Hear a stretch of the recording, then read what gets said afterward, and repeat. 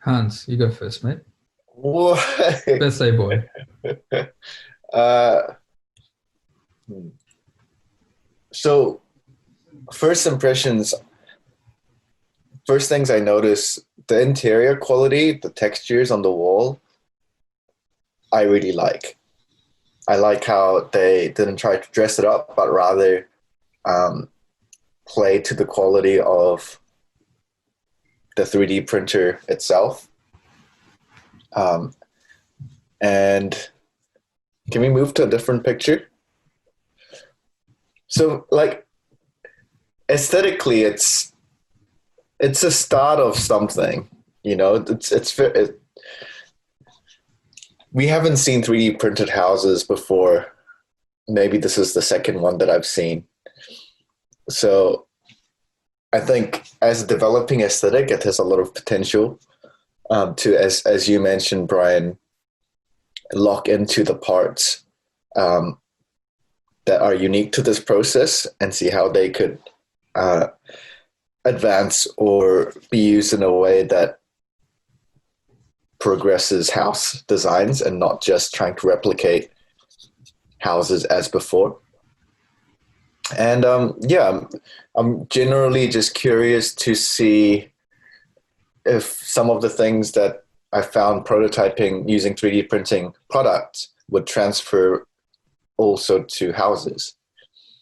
So when you're 3D printing um, products, you would never really use that manufacturing method to make boxes, right? Because it's just very inefficient, and there are other ways to make better boxes, and 3D printing is not the way to do that when you're making small scale products.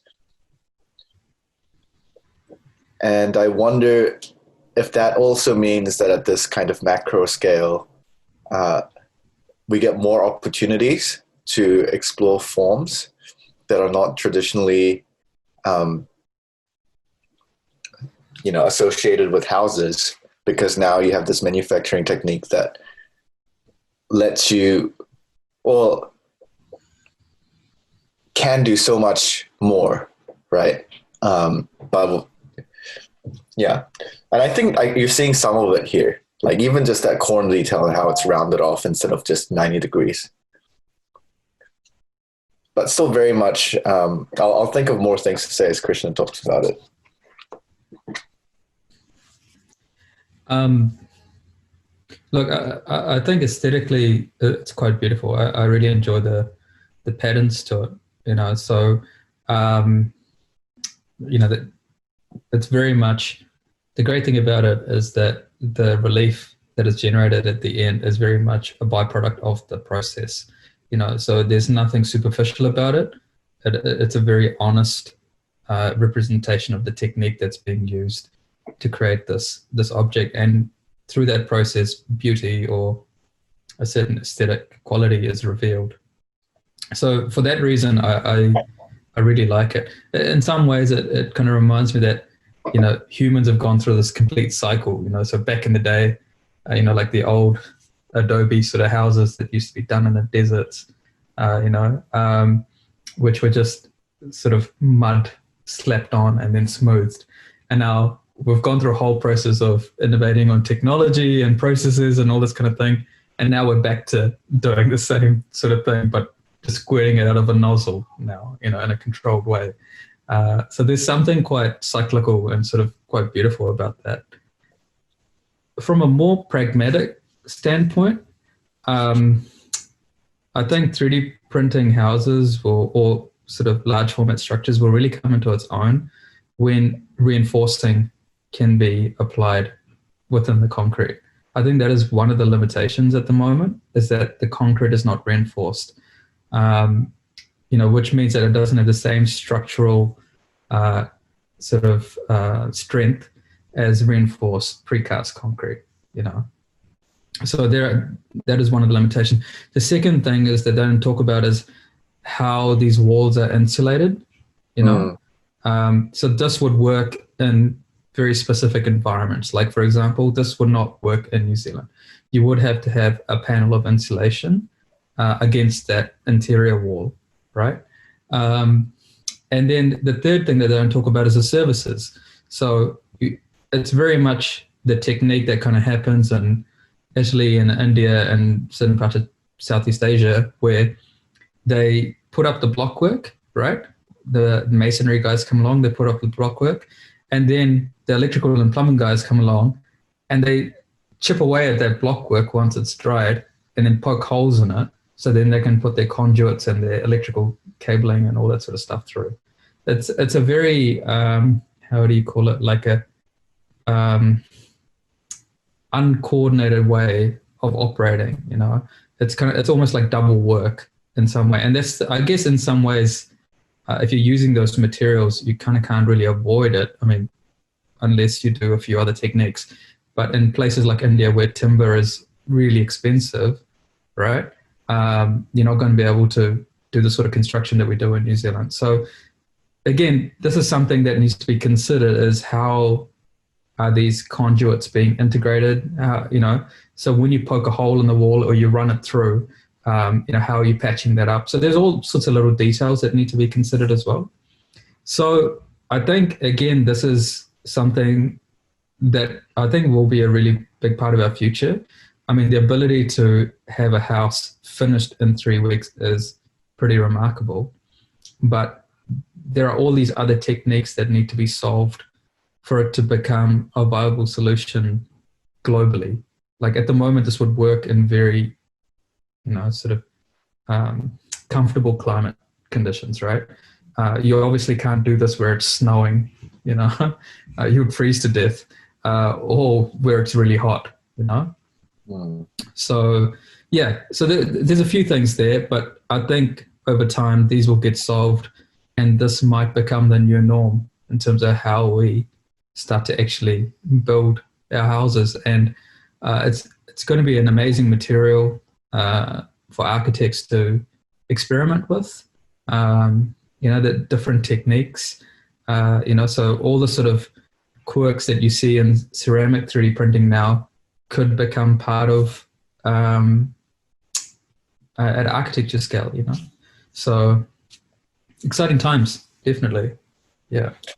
Okay, so for me, the single biggest question that this project answers, beyond efficiency, beyond practicality, beyond technique and technology, is would people want to live in a 3D printed house?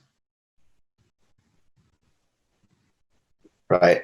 And I think in answering that question, for me, it's a resounding yes. The potential is there, right? We don't know, because so far we don't have very many examples of what 3D printed houses look like or are, And if you look at the interior of that, would I want to spend time in that space? Is this piece of music listenable, right? Is this bed sleepable, beyond, all the things that went into making it. And for me, this clearly answers that for me. And the potential is definitely there. This space looks very livable, and I think as a project that shows the potential of that, this gets a high score from me. But a lot of rough edges, a lot of things to solve, as Krishna said, but also like same number of opportunities to, see these challenges of insulation and reinforcing, and how to put power in the walls and things like that. You can equally see it as opportunities, to make it even better, not just like retrofit stuff in, but how can we integrate? How can we blend, I mean, my hope is that as this sort of technology progresses, and we start to solve a lot of the waterproofing issues and all sort of things which are really important to having a clean, dry house or a home for someone, that the cost savings are passed on to the people. That's something that I really hope happens, because building a house at the moment is so cost prohibitive for a lot of people. And again, this sort of opens up the door for mass manufacturing and mass customization. So, there's a lot of pros, and I really hope, that sort of trickle down effect, lands to the consumer at the end. So, Krishna, I have a question for you about this project, which is, why has it only happened now? Because I feel like the concept of 3D printing in this way has been around since the 60s, right? That hasn't changed. And the material also has been around for a while. It's just everything we know. There's nothing that's surprising about the technology component to me. It's all things that have been there for ages, but someone now had the opportunity to scale it up, right? And solve, issues I'm sure that they had with, choosing the material and making sure it flows right and the design's good. Why has it only happened now? I think, firstly, what needs to happen is that when a new piece of technology comes out, even it might use known parts. Like, say, for example, Elon Musk is designing that Neuralink, right? I mean, the parts for that have been around for a long time as well.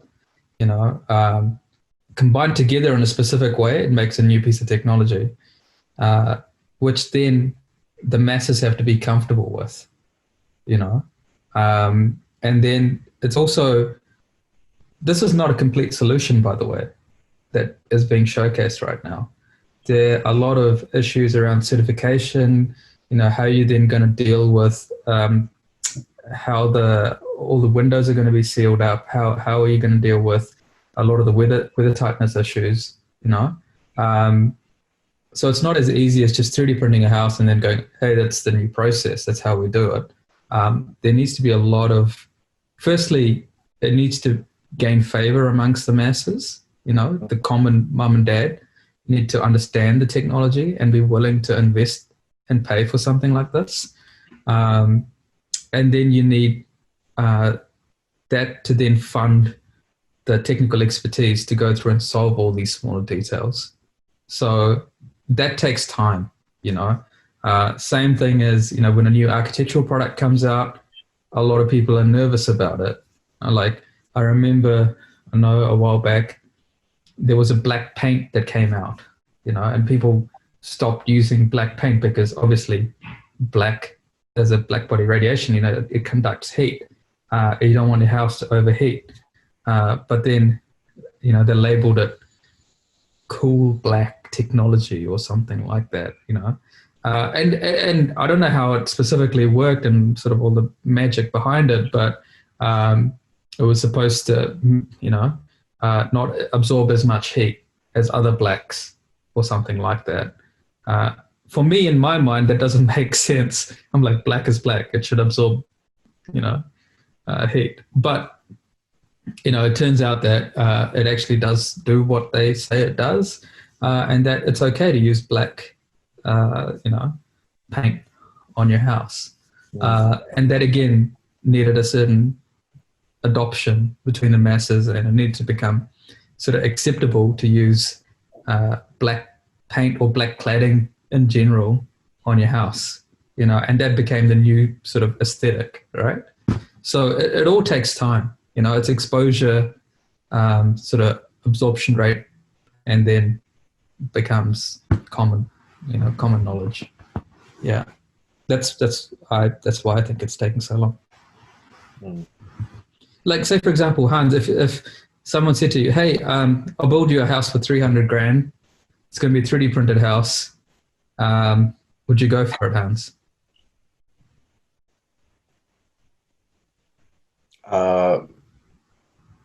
Sure.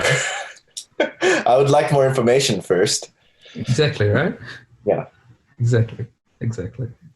Even just looking around my room now, everything is crisp 90-degree edges, because it's way easier to build like that. with panels and with struts and with, planar, materials. And now I'm thinking like, oh man, what if everything had like a radius on it? It had softer edges on it, It's different. But I think it might actually be closer to nature and like caves, you know? I think it might there could be a very interesting evolutionary kind of comfort to spaces that are designed, because it wouldn't be feasible to make certain shapes using panels that are all like kind of soft and organic and, looking like that. But so this opens up a whole lot of options that I think designers in the future would be very silly not to explore.